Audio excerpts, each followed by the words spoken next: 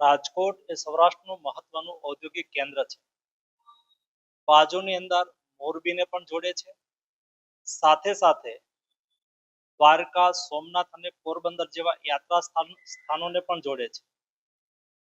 રાજકોટના મહાજનો chamber of commerce દ્વારા ઘણા સમયથી માંગ હતી કે રાજકોટ ને દિલ્હીની સવારની કનેક્ટિવિટી મળે.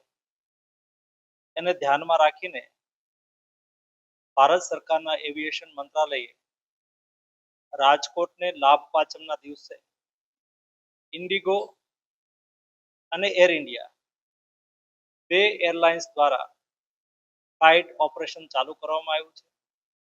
આજ એર ઇન્ડિયાની પહેલી ફ્લાઇટની અંદર બેસીને મને પણ આવવાનો અવસર મળ્યો. આ બે ફ્લાઇટો સવારની દિલ્હી માટે ચાલુ થવાથી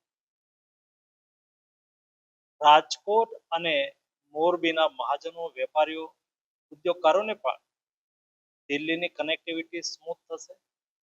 યાત્રાળુઓ માટે પણ આ બંને ફ્લાઇટો પ્રવાસ માટે ઉપયોગી થશે અને આગામી દિવસોની અંદર રાજકોટના ઔદ્યોગિક વિકાસને વેગ મળશે. ભારત સરકારને અમે રજૂઆત કરી છે. રાજકોટ અને મોરબીના ઉદ્યોગકારો માટે આંતરરાષ્ટ્રીય ટ્રાવેલિંગ બહુ મહત્વનું હોય છે.